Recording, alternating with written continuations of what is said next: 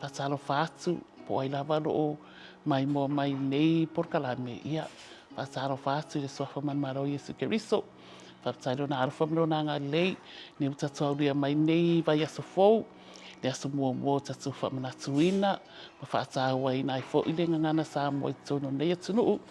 Ia ora uingoa o Rasela tiro mai Lafaele-Uili o le matu nui Samoa. Ia o sau mai le la whanga leo no muenga a i le pa ia lava lea i le alalata i o le toaiva man patuana tongi a fioso ai malangi malo ta malangi ia ma le maru ia te oile muenga o le tūmua. Ia o le matu nuu nai Samoa ia i fo isi o pito nai i a whenga o le nuu na o si o tina matua. Ia e fu tangata e te leona ia a pe fo o le la au te lea la fa pena fo tangata. Ia i fo lo pito i le ala whanga leo no fo ali ia wa ina fo i e tupunga mai si o tama i le ainga lea sa tanu wasai no fo ali. O lo o ina na ia le vasenga se fulu tasi, se fulu lua, ma le se fulu tolu, o le ngangana Samoa lea. Ia, ai e se fo isi mata upo ia i o te o ina peila no mera pe o mata upo ana sa patino ia o onga ia vai taime le university o le numera. Ia no mata rai le onga nei o mata upo na no whaia onga ai ia e pesa ia lua lava le o langa ia ua mana o mia se whaia onga Samoa. Ia le ala o ina i foi mane ngana Samoa nei taimi utusa le wa 25 tausanga taruna o whaia onga kolisi nei. Ia ai pe ua ova le se fulu valu tausanga. Talu ona o ina foi mane ngana Samoa. O langona e te awi o fia. Fia o lo iaini tamaiti ese e le oni Samoa o lo nau fia o tatu ngana e le na o pefsharam fo ila o nau e fo i tamaiti Filipino i tutonu o wasenga nei wasenga numera o te rea lau taimi e o mai fesiri mai porade upu rea umanta watu ale upu fa Filipino e tau fo no mana manama pe ila o fesuia inga fo ila ia e mana manama le lato ngana ia lato mana manama le ngana nei ata ta watu una vai le fia o te rea taimi o mai roa fa atarofa tai au Manuia Miss Lafaele o mai oi ia o tamu fai fo o te mana sua po le afa talo fa la to watu no o me fa pena e pe fo era tama isa idea o le nganga fia na ia tau o na ro va ia de mo o le loto o le alo palangi e o tatu ngana o le nau ta inga fo ile ia tau mai maui pe ana fa pe o male to te leo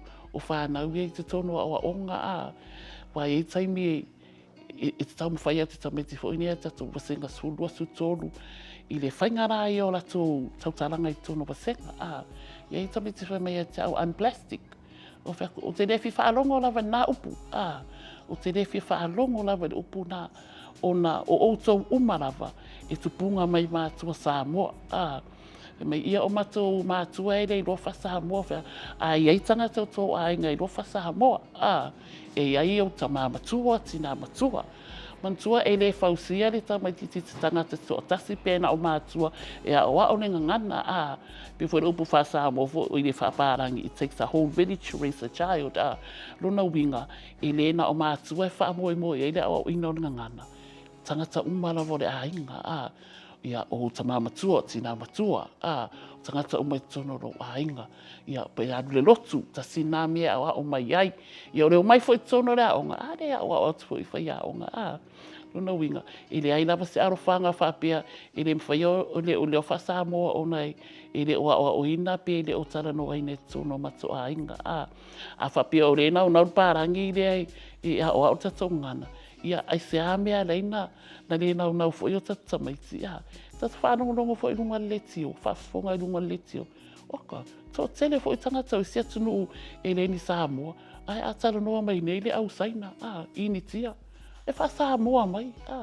ai se ala mea i se le tauma whai ai oe ia o lau fa Samoa tau tua i le alofa Manuia le lumanai ia na tatu sira fia uma o le tautua a tu atu le au te ringa fu au le ale pulo tautua me o mana mai tatu a fa ta ua ina yo vai asolia bi o le fa fa ngofie mai lava ona o nai fa na ia la to mana tautua ile alofa tu sai so se mea lava te faia i tu tono rau inga fa te tainga le rau tano atu lava i whana wa onga wai pe o le au tu lava o whana wa onga tautua i tono rau inga o no waru le whai uma whi au whi atu i rota mamaro tina o se iputi o se ipu vai o rau tautua na o lo usi tai i me wha atono mai so soani i ata mama tina le whainga o rea whi au ma rea whi au o rau tautua na i tono rau inga e aru leo e ka le sia whaarongo whaiwhi au, whaarongo le raunga. E i tamaiti e iei tutono au whai pesea e ka le sia, e i fo i tamaiti e tātai e po au whai pesea o kati kitara, o le piano, temparau, o au nanga fo i le nā. O i so i tangata, o i so i tupulanga e tutono o maftanga au taravou. O a uma mea te whatinoina, i ora au nanga na po tautua le tono le ka le sia. Ia au mai fai tono le aonga, whaari lau tautua i le aonga. E re na tautua, ia e au stai. O la rawan me whaatono mai whai aonga, whaatino, whaari. O lau tautua na, tutono a taaronga aonga, ta sina tautua te whai. O a rawini mea e au waitami ti tono le aonga. Ia whai ma le lotu, ia whai mea umai le arofa. Wai pe o le autu lea, tautua i le arofa. Awa, e le ma whai ona e whai se tautua le lei. Ai o iai le alofa, o le alofa lava e a fifi e mea uma.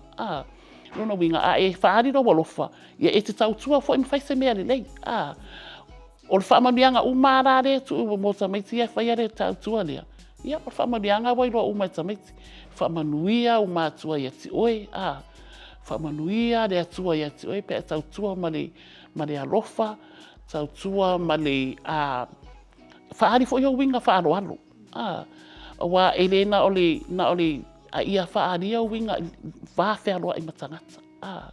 Ia le leo winga whaaria, i taimi uma, ele na o stama i taimi, ele na o whaari meo le ami o le leilu mo mātua, e halatu roi me i tangata, i e se ro winga whaari.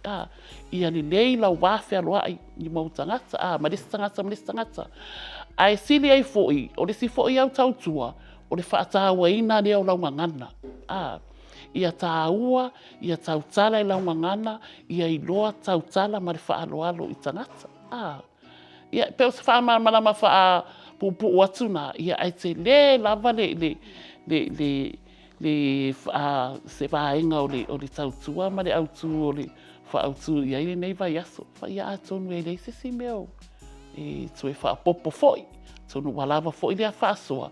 Ia ai mo le atu whaafutai i le tau ofisa, ia, mo nei fo ia wanoa o tu mai e whaatala noa i fo i stasi mai nei a onga, ia e misi fo i o si o wanoa whaatau waare e whaasoa atu ai fo i se tau mawhainga fo i, ia, awa fo i le whaatau waina pia, mar whaamautu ina pia o ngangana sa mo i tono nei a onga. A ia manu te le ina fuafuanga nei aso, ia man nei vai aso, ia war whaamana ina o tatu ngangana. Ia, whamanuia atu fōi, ia onga malava, so se whaaraputspotonga, o whaatawaina tatunga ngana i te tono nei atu nuu. Ia, po whia lava se vaenga o ke rope, o lo e whaatawaina i tatunga ngana Samoa. Ia vi ia lea li, ia fōi lava vi inga i lea tua. Ia wa lea tua, nā rai ona tatu maua lea vanoa, ma te tala mai e New Zealand lea vanoa, e whaatawa i tatunga ngana. Ma o au tatou ngana e tono nei atu nuu, whaftai lava.